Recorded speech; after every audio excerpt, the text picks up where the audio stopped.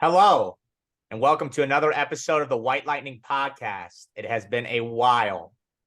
I'm your host, Ben Wheeler. I am joined once again by Christian Harwood. It's been a while. What's up, bro? Good to be here. We got 10 days from the first NFL game. I'm pumped, excited. The I'm, best time of year.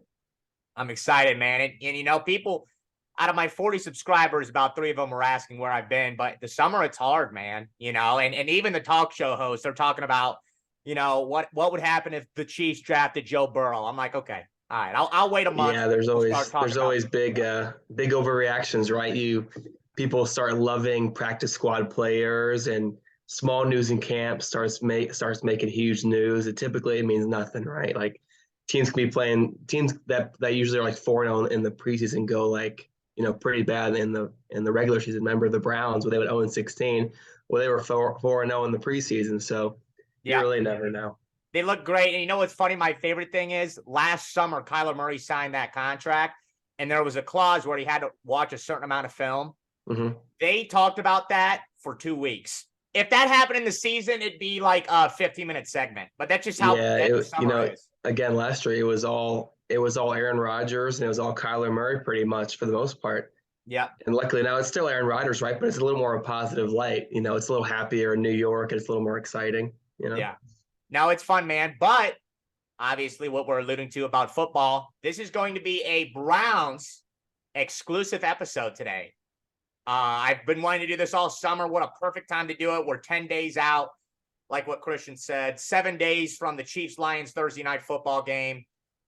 I'm a diehard. Christian's a diehard. We're both season ticket holders. Whether I like it or not, we're going to have to be there. Whether we like the result, we'll be there. But I'm going to talk about everything. I'm going to talk about what happened last year, what I think is going to happen this year. Where do I think we're going to rank in the division? What do we think Watson's going to be? And what are some big games? So without further ado, I say let's do it.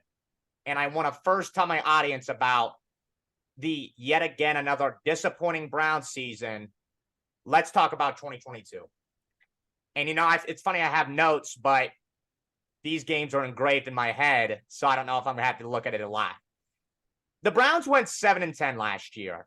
And again, in classic Browns fashion, you think a lot of games are, if that game, something goes that way, or if that game, something goes that way, we're in the playoffs. There's 2 or 3 games that constantly remain in your head about what happened.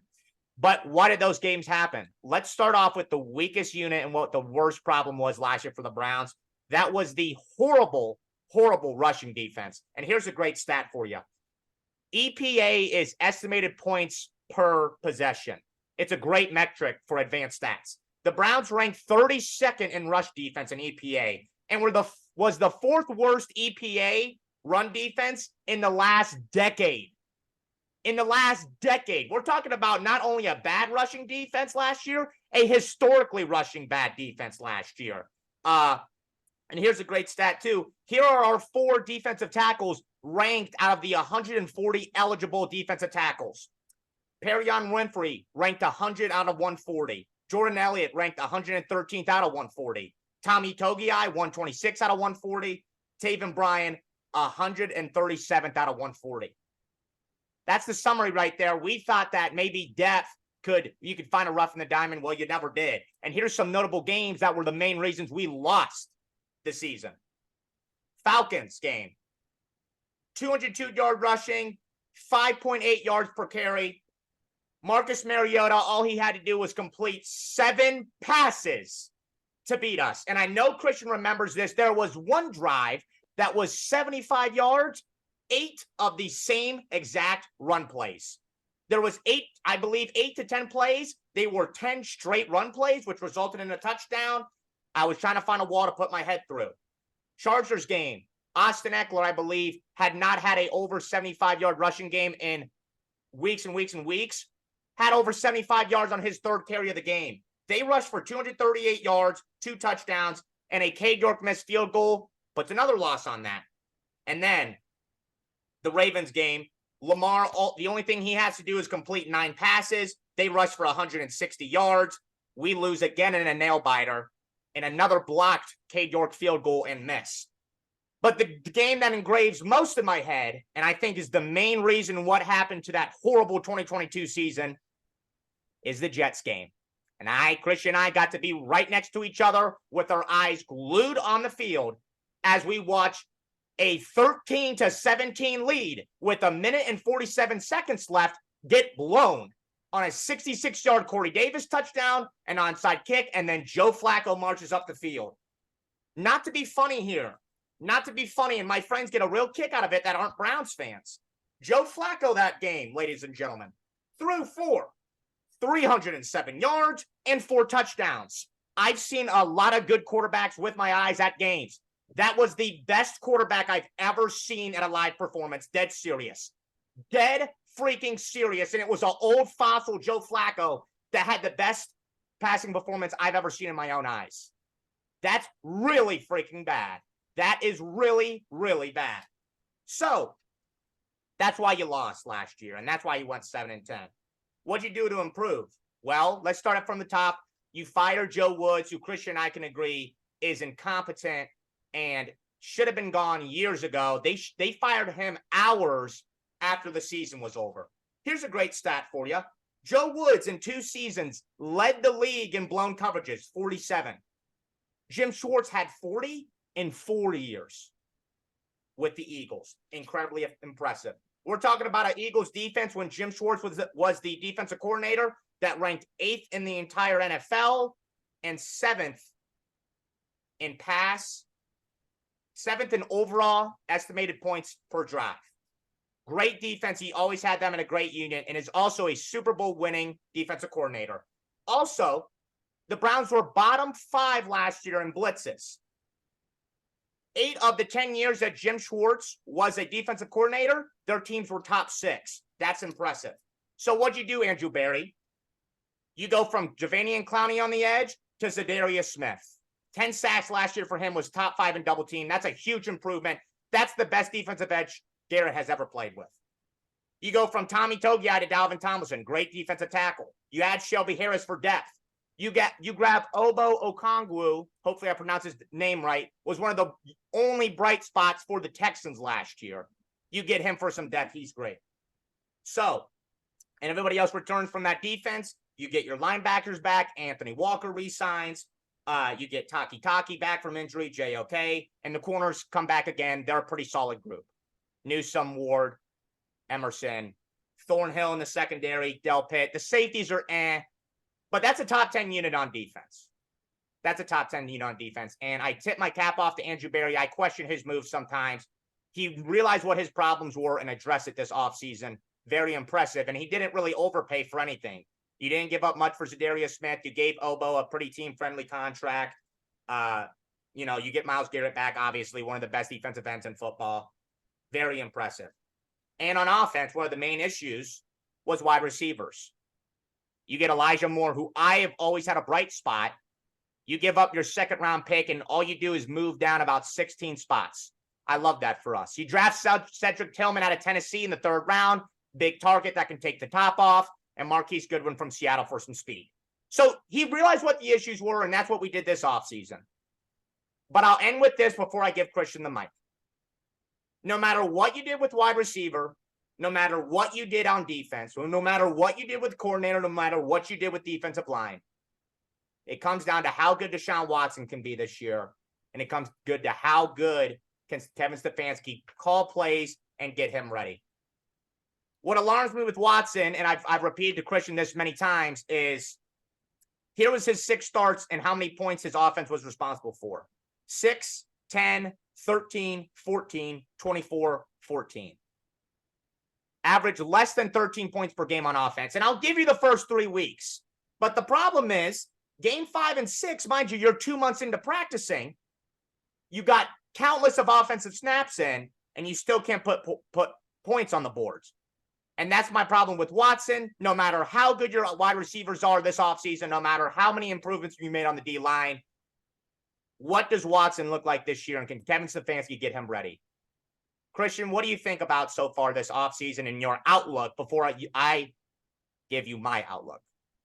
Sure. I wrote down this common theme literally 10 seconds ago. And this year is a return to normalcy. And when I mean that, I say, think of the last 2 years. You have 2 years ago, the Browns are at 9.5 over/under wins. And it's, again, the third year in a row they're going to be 9.5 over/under wins. 2 years ago, you have the Baker shoulder injury. You have Odell. Everything's crazy the entire year. There's drama. You have the Odell's dad drops a video in the middle of the year. It's chaos, right? They go 7-10 or 8-9 or something. They go 8 Some 9 that year. some mediocre record, right? Last year, you trade for Watson. He's out 11, 12 weeks, whatever it was. Bizarre year, really bizarre. When does that ever happen where a quarterback of your team is out 11 games based on a suspension? Never happens, right? Other things that are unnormal. Well, your defense is supposed to be your catalyst until Watson comes back, right? Well, your defense in reality is completely unreliable every single week. And Jacoby Brissett is actually the strength of your team. Totally bizarre, totally not normal for what you would think the Browns were going to be that week. You'd expect the secondary to be really good. Obviously, you got Myles Garrett. You have the same D coordinator, but they weren't 25th in the league or they weren't 30th. They were like 15th or 12th. They were pretty average, right? Well, this year you have a normal and serious football team. You have a normal offseason with Watson. You talk about practice time. If you've played football, if you follow teams, if you follow players, that offseason is critical to be normal, to have right to practice, to go on a vacation with your teammates, to feel comfortable in your position, right? Well, this year you have a normal offseason. You have a serious defensive coach who's been there for a billion years in the NFL, knows what he's doing. You have a real defensive line. You have a real receiving core. You should have a real offense, which is going to be changing quite a bit from kind of a Baker Mayfield, Jacoby Brissett into kind of an empty, four wide, still huge Chubb numbers, right? But it's going to be a whole different offense. It's going to be great. So you have a return of normalcy in a serious team. You have a real defense. You have a new special teams coordinator. You might have a real kicker for once, in the first time since Phil Dawson, right?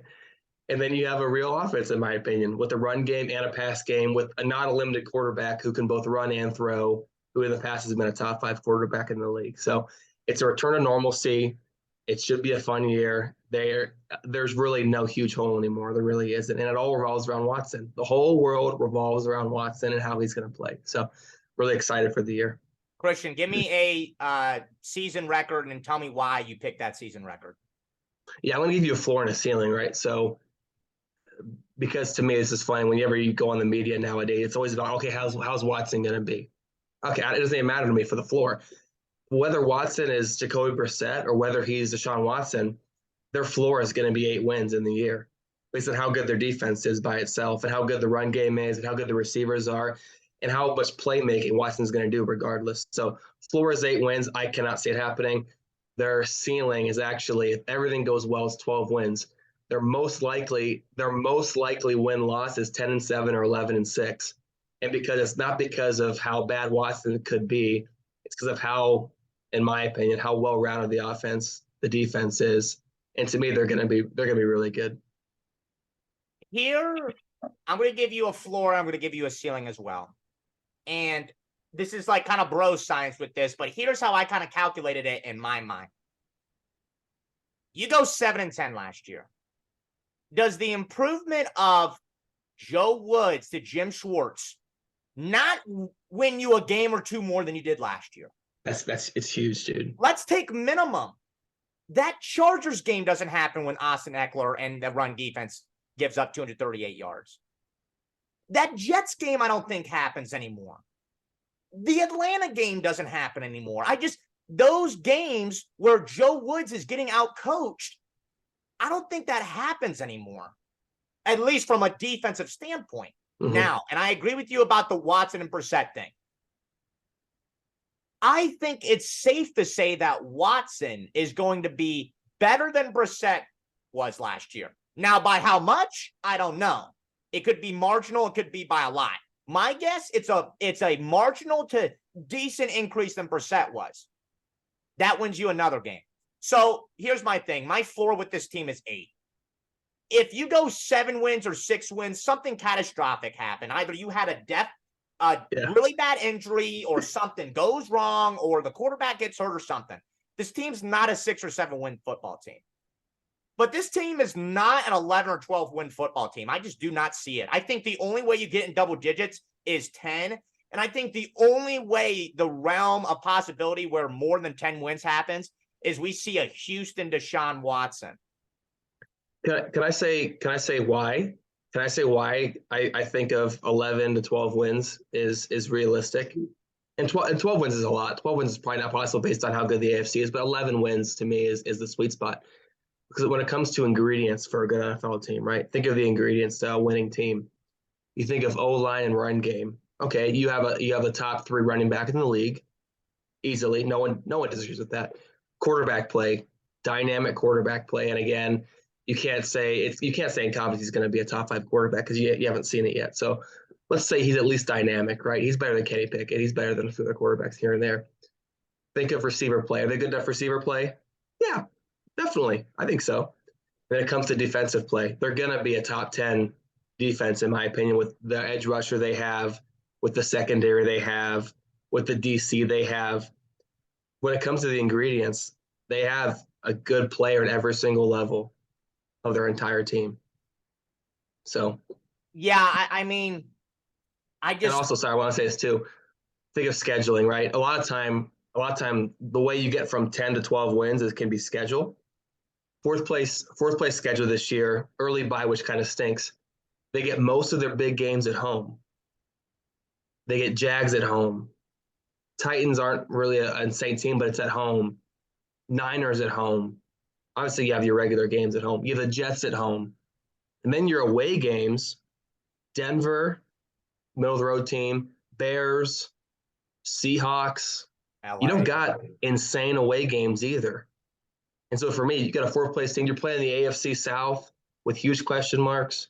You're playing the AFC. You're playing the NFC West with the Cardinals and the Rams. You know, there's really a schedule that you can actually go to the next level with, which is nice.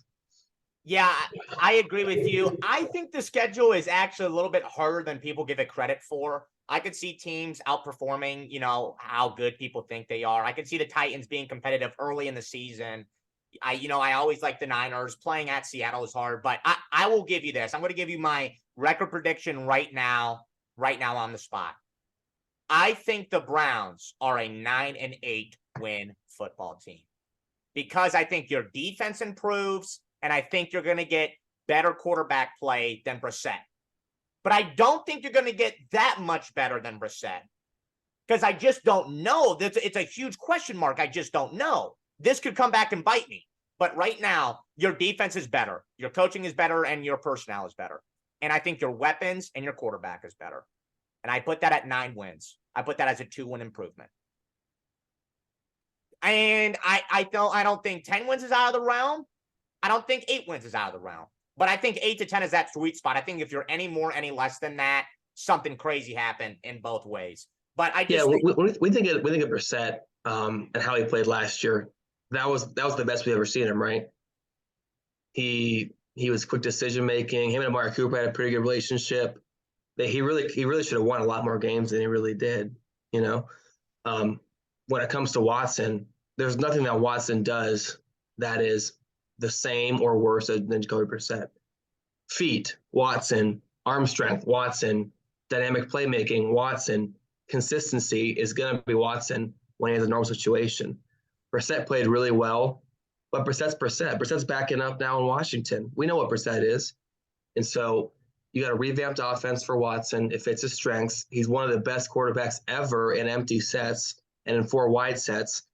And they're going to get a lighter box for Chubb. So for me, I'm not worried about the disparity of Brissett and Watson.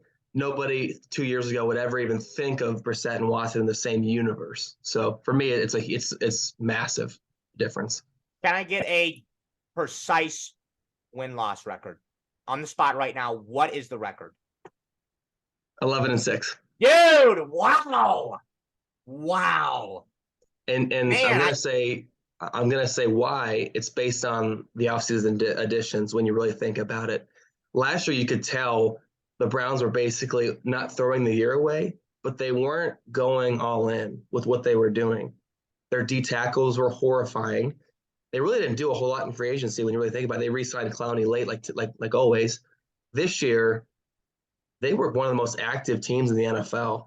It seemed almost every other day they were picking somebody up. Ogbo, Zadarius Smith, Tomlinson. I mean, they announced Shelby Harris last week, Juan Thornhill, Schwartz, Justin Hopkins over Cade York. If it was last year, they would have kept Cade York. It didn't really matter because he was a rookie. It didn't matter. This year, they're not wasting any time. Elijah Moore, Marquise Goodwin. I mean, the amount of activeness they've had this year is well beyond what they had last year. And you could tell the entire vibe of the team is win now. It's not like, oh, we'll see. It's win now. Everyone's comfortable. They have some swagger to them. Schwartz brings a lot of swagger.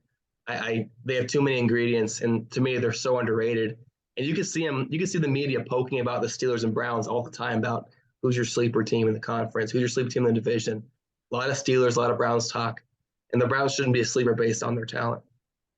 Yeah, I mean, here's what I love about this season, though, and I say this all the time. I love when football teams have a if you don't win, you get fired season. I love that because that's what it is. And that's exactly what it is with this Browns team this year. Because if you don't win, and if you don't win in a big way, if you don't drastically improve from last year, I think dudes get fired. I think Kevin Stefanski's gone. I think we mull the future of Andrew Berry, and that's what I love. And I agree with you. We acted like this offseason where our hair was on fire.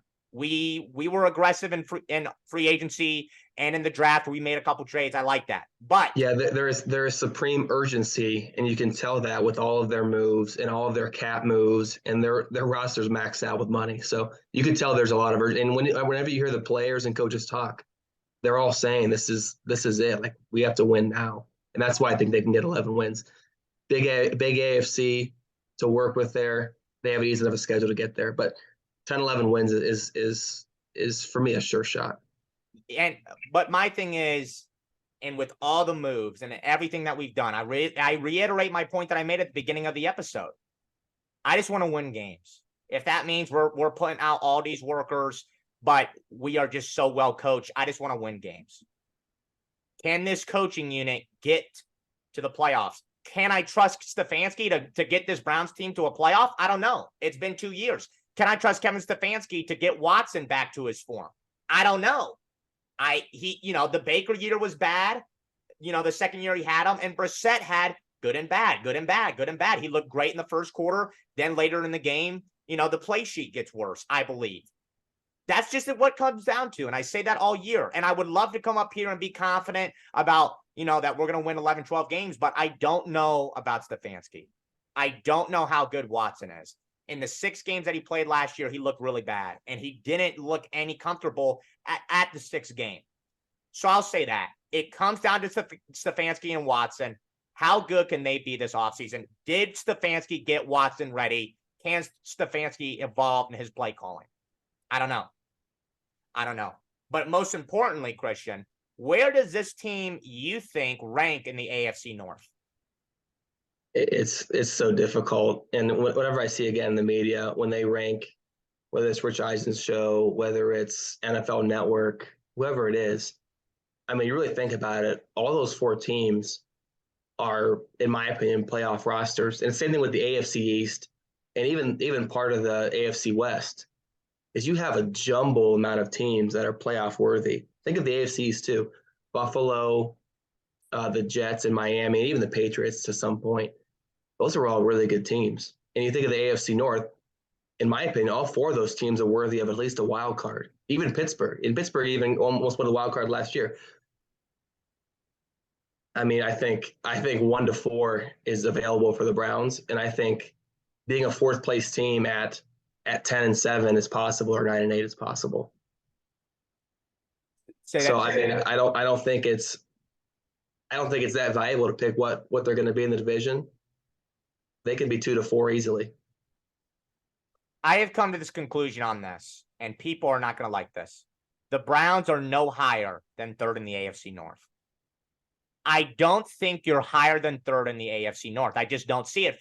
Here is my little rant about that. The Bengals are consistently great.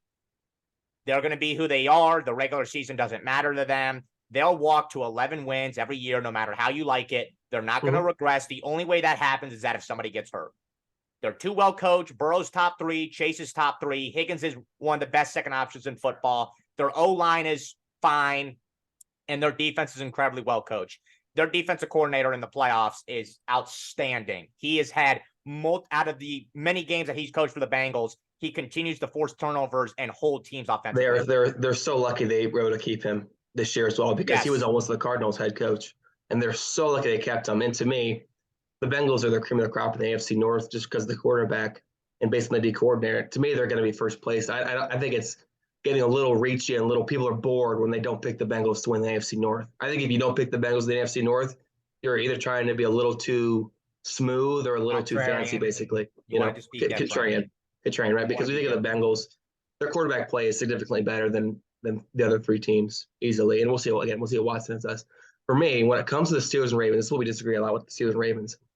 The Steelers are basically the same team with some defensive additions like they always do. How much better are they going to be than last year? They have the same offensive coordinator. They don't have Brian Flores anymore. So are they that better? Not really. The Ravens are better offensively with their wide receiver talent, right? They're not good. They're not better defensively. If they don't have Calais Campbell anymore, their secondary is depleted. They're not going to be better defensively.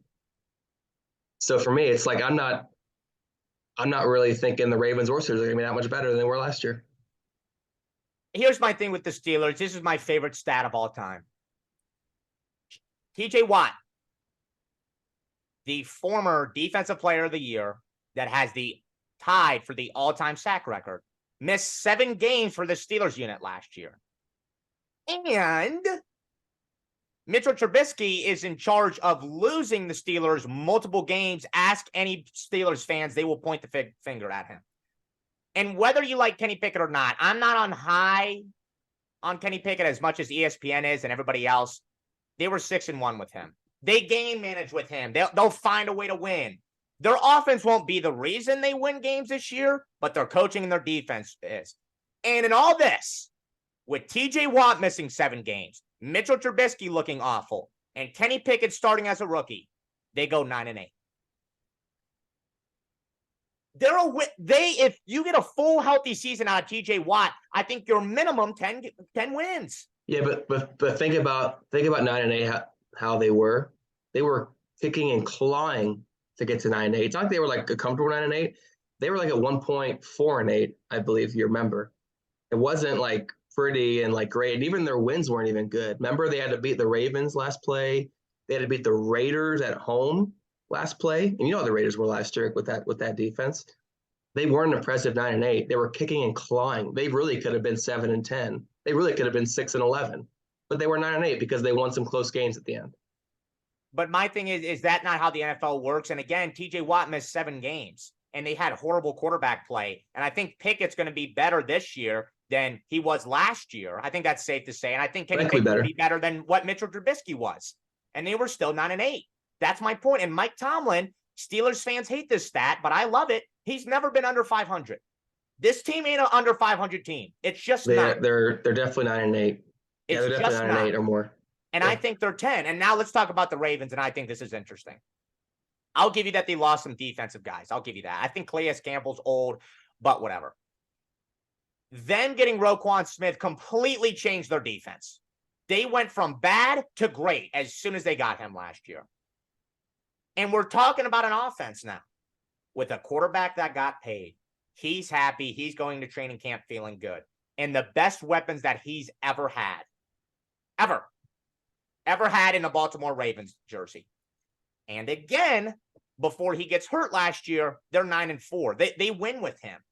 They're just a winning team with them. I believe his record is 49-24 with them as he's a starting quarterback. They just win games. The only team that I think that the Browns have a chance to trump, truly, I believe, are the Ravens. Because I think the only way that happens is if Lamar gets hurt or the new offense with Todd Monken gets a little weird for Lamar. That is the only team that I can see the Browns potentially jumping. But right now, I still got them in 4th.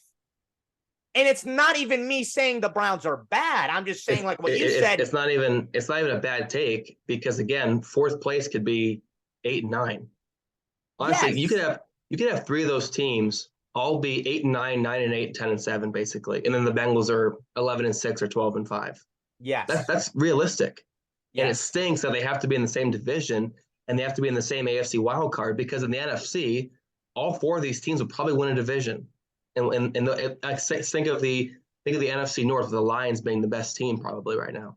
All four of these teams could probably easily win that division, or the Yeah. AFC South, or even the NFC West. They could compete against the Niners and Seahawks. So for me, it's unfortunate. It's unfortunate that all these four teams are in there, but it's the same thing with the AFC East. That's the problem. If the Browns were in the NFC, we could be talking about who our first round playoff opponent's going to be. Because I do think this team on paper is good enough to make the playoffs. But in the AFC, though, in a loaded AFC with Watson, who you don't know how good he's going to be this year, and a coach that I have my worries about. And that's why when I told my friends and my family, I think this team's a last place team, and they flip out. And I say to you, well, hold on, I don't think they're going to be bad. But are they going to be good enough for, Mike Tomlin, who's a top 20 coach to ever step foot on the field, John Harbaugh, who's consistently a top 10 coach, with the quarterback that's got paid, with weapons, and Roquan Smith, who's changed that team, and the Bengals, who went Super Bowl AFC championship, and they have a top 3 quarterback and a top 5 coach. It's sad because I think if we're in the NFC South, we're going to put up our first, division championship banner in a long time. Now, you got to give the Browns more credit because when it comes to the AFC North, Stefanski is actually pretty good against the AFC North. Last year, they split every single team. Every single year that I remember Stefanski being here, he's beaten except maybe the Steelers one year. And most of the time he beats the Bengals. He's either split or done really well against the AFC North. So it's not been a competitive advantage for the coaching when it comes to Stefanski versus all the other 3 coaches. Stefanski's beaten all of them plenty of times, and even in the playoffs, obviously with COVID, whatever. But he's beaten the Ravens almost every year. He owns the Bengals typically. And so the coaching difference isn't really a big word to me because Stefanski's holds his own quite a bit against those teams, even in bad situations. And I'll give you that. The only year since he became head coach in 2020 where he got swept by a divisional opponent was the Steelers in 2021. That's it. He's either swept the Bengals or split 1-1 every other year. So I'll give you that. He is a solid coach divisionally. But is he good enough to play the other teams? Is he a good enough coach to beat the other teams? And here's my problem with Stefanski. And we can go through the record right now, in which I'm going to do with you right now. There's going to be games where you're going to have to live with him being outcoached. And I want to talk about, let's do this for fun. I'm going to tell you to go through the schedule. You're going to tell me win or loss. And then at the end of it, we're going to say who has the better coach this game. So next segment right now, Christian, I'm going to give you a team and I'll count your wins. Are you ready? Let's go. Bengals week 1. Win.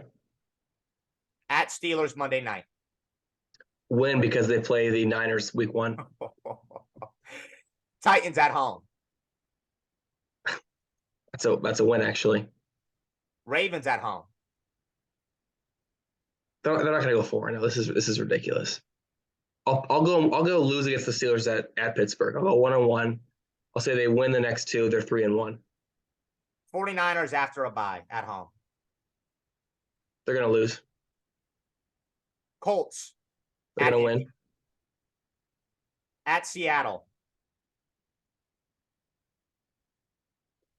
They're going to lose that game. Cardinals at home. Win. At Baltimore. They're going to lose because they're going to split, so they're going to lose that game. Steelers at home. They're going to win. At Broncos. They're going to win. At LA. They're going to win. Jags. I'm going to give them that one because I gave them a loss against the Niners. They're going to win that one. Wow. Bears. They're going to win. At Texans. They're going to win. Jets Thursday night. We'll give them a loss. We haven't given a loss in a while. We'll give them a loss there. At Cincy. Week It's a loss. So you have them at 10 wins, right now with that. You Yeah. said 11, but pretty close. Pretty close. 10 to 11, you know. Now, I ask you this. Who's the better coach, Zach Taylor or Stefanski? Wash. Really? Really? A wash. A We'll wash give it for to a Zach. Super We'll Bowl give it to coach Zach and an Taylor. AFC Championship coach. We'll Wash. give it to Zach Taylor. I mean, Joe Burrow's the real coach there, but yeah, no big deal. Okay. Mike Tomlin. Mike Tomlin's a better coach. That doesn't mean they're a better team. Mike Vrabel. Vrabel's a better coach, sure. John Harbaugh. Yeah, John Harbaugh's better. Yeah. Kyle Shanahan. Kyle Shanahan's better. Yeah. Shane Steichen. Stefanski's better. Pete Carroll. Pete Carroll's better. We'll skip the Cardinals rookie head coach. John Harbaugh again. We're not going to skip the Cardinals. We know that Stefanski's a better coach right now than Jonathan Gannon. He's better than Jonathan Gannon. Then you play the Ravens and the Steelers. We both agreed on that. Is he better than Sean Payton? No. Is he better than Sean McVay? No. Is he better than Doug Peterson? No. Is he better than Eberflus from Chicago? Yeah. Is he better than D'Amico Ryans? Yeah. Is he better than Robert Saleh? Yeah. So there's 9 coaches right there, and I agree with you pretty much. Saleh's a toss-up for me. But 9 out of the 17 games this year, I could say that the opposing team has a better coach. And that's my problem with him, and this is the argument that I'm making, is you're going to have to live with that. Is that good enough to make you a playoff team when the majority of the games, the other team has the better coach? I'm gonna raise you this. I'm going to say, what's more important, the coach or the quarterback? The coach. Not today's NFL. If you give me above average Deshaun Watson, he's better than almost at least 12 of those quarterbacks he's going to play this year. If he's playing what Deshaun Watson typically is. And I'll give you that. But that's a big question mark, and it comes down to my summary of this team. Because do you think the Bengals went Super Bowl because of Zach Taylor or because of Joe Burrow? I think it's a little bit of both. Because that O-line there was really bad. Zach Taylor called some great plays. You know, it's half and half. It's half and half. And you don't like Zach Taylor for some reason. But in today's NFL, you have to have an elite quarterback to be an elite team. That's why the Steelers, who have led the league in sacks 4 or 5 years and have Mike Tomlin, have 0 playoff wins because they didn't have an elite quarterback. It didn't matter. But the Ravens, great coach, great defense. Well, is Lamar Jackson an elite quarterback? Not in the playoffs, he's not. Is Brock Purdy really good? It's an exception. I'm glad you said that. Brock Purdy does not matter because that roster is so elite at almost every position. It literally does not matter. It does not matter. Matt Ryan, who is not a Hall of Fame quarterback, can be the NFL MVP with Kyle Shanahan and then never have that same season ever again. That's how Kyle Shanahan rolls. He's a pure exception. I agree, but I give you this, that it is a passing league. It's a quarterback league, but you cannot deny the importance of a good coach. Tell me this. Why didn't the Niners win that game against the Eagles last year? They didn't have a quarterback. Exactly. They had no quarterback. They had a third stringer. Don't do that. If they had Purdy or a normal quarterback, they would have won that game, in my opinion. Because Purdy's better than Hurts, or the coach is better? Because of how good the roster was. Why can't you answer my question? The coach didn't matter then? No, the coach did matter. I'm saying, but the quarterback was so bad that they couldn't even win the game because the quarterback was that bad. And I ask you this: in the AFC divisional game, who's better between the two, Burrow or Allen? Burrow. By how much? Enough. Blew the Bills out because I believe that's coaching. You think Josh Allen played that well that game? Allen, but I believe that's a lot of coaching. Oh, coaching in the NFL is really important, obviously. But who wins those games? It's Joe Burrow. Who beat Joe Burrow? Patrick Mahomes beat Joe Burrow. He's the best quarterback in the league. Typically, the best quarterback will go to the Super Bowl. Was Jalen Hurts the best quarterback last year in the NFC? Probably. No, and I agree. Quarterback is super important, but I think that they play an equal role. In today's NFL, again, why does Belichick not go far in the playoffs anymore? He doesn't have an elite quarterback. It doesn't matter. His defense special teams is number one in the league almost every single year. And without Brady, he cannot even win a playoff game because his quarterback play isn't at an elite level. With how the rules are in the league and how the style is in the league now, you have to have an elite quarterback to go far in the playoffs. He put Matt Patricia as his offensive coordinator, though. We're going to see how they look with Bill O'Brien this year. I want to give my win-loss record before we get into our final wrap-up of the episode. So, week 1 at home versus the Bengals. I actually have not done this. This is my live first time doing this. I got us as a win week 1. I got us losing to the Steelers at their place. I got us winning versus the Titans. I got us losing to the Ravens. I got us losing to the Niners. I got us winning at the Colts. I got us losing against Seattle. I got us winning against the Cardinals. I got us losing at Ravens. I got us winning at home versus the Steelers. I got us losing against the Broncos. I got us beating the Rams. I got us losing the Jags. I think we beat the Bears. I think we beat the Texans. I believe that we win our last. No, I got us beating the Texans. I then got us beating the Bengals in week 18, but I have us losing the Thursday night football game versus the Jets, which puts my thing at 9. And I think that's fair. We're very close. We're very close. But now, before we wrap up this episode, what's a stat line for Watson, and what could a stat line for him look like this year, you think? So think of Joe Burrow last year. It's kind of a benchmark, right? Joe Burrow last year was 35 touchdowns, 12 picks, basically. So if I had to guess for Watson, more running talent, I'd say 30 passing touchdowns. Based on their offensive style, they're going to throw a ton, obviously. And I'm going to say he has 7 rushing touchdowns and has a really good year. See, I got him at about 5 rushing touchdowns, and I got him between the 23 to 25 range. And this is where we disagree here is you think Stefanski is going to get Watson ready this offseason. Mm-hmm. And you think that he's going to have a good year. Yep. I don't know. I'm not as confident as him as you are. But I say around 30 touchdowns in total. You say 37. I could see that happening. That's just where we kind of get to where you trust Stefanski. I don't. You can have stats for that. I do. It's one of those things where it's a toss-up. Now, Christian, to wrap up this episode, name me some really important games for the Browns this season that you think are very vital to the season. I want to say week 2, actually, and this is why. A bold prediction you could have is the Browns start 4-0 based on what's going to happen those first 2 games. Say you win week 1 of the Bengals, you're at home, typically you own the Bengals. That week 2 game in Pittsburgh, that's an electric game. That's at nighttime.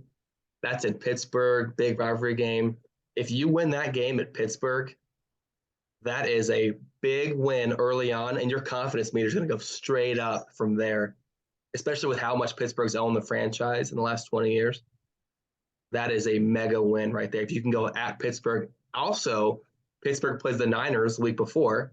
Last year, what's my favorite stats in the NFL? This is your favorite stat. Every team that played the Niners last year were 0-17 the following week based on the physicality of the Niners.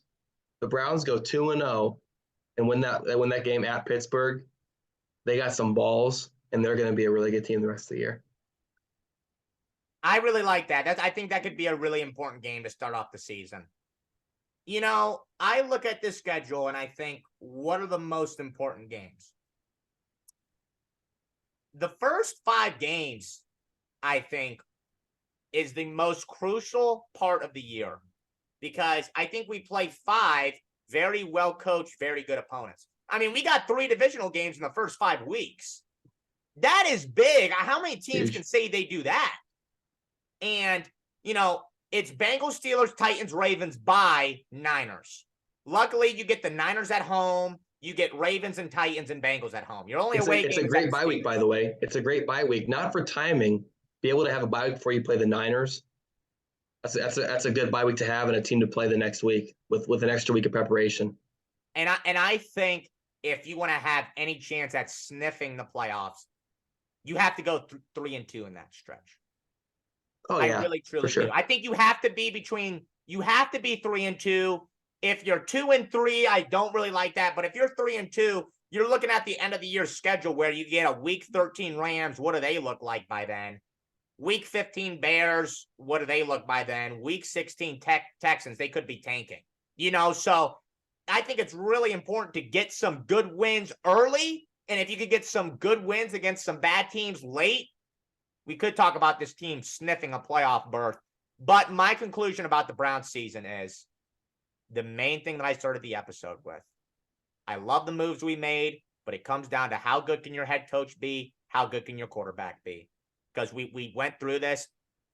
Stefanski's going to get out-coached. Stefanski is going to be the lesser coach in the games. But like what Christian said, can the preparedness and how good Watson can be, can that help Stefanski? Can Watson return somewhat to how he was in Houston? Can Watson be better than he was than what Brissett was last year? And that is my conclusion. That's what the season comes down to. You can do everything you want to do on that defense. You can make the coaches on defense. And I think that improves you. How good is Watson? How good is Stefanski? Christian, your closing thoughts.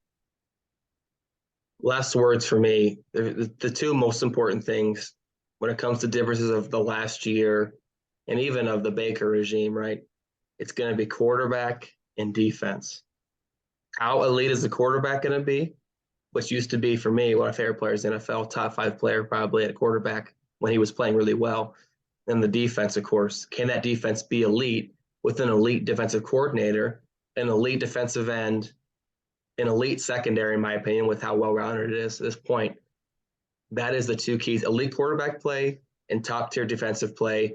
That'll carry you through at least 10 wins if you can have both of those. And for me, if you have an elite quarterback and elite defense, you're probably going to be in 11 wins in the league. So I'm excited. I'm optimistic. I'm as calm as I've been in a year, in probably 5 years, I would say, for a Brown season.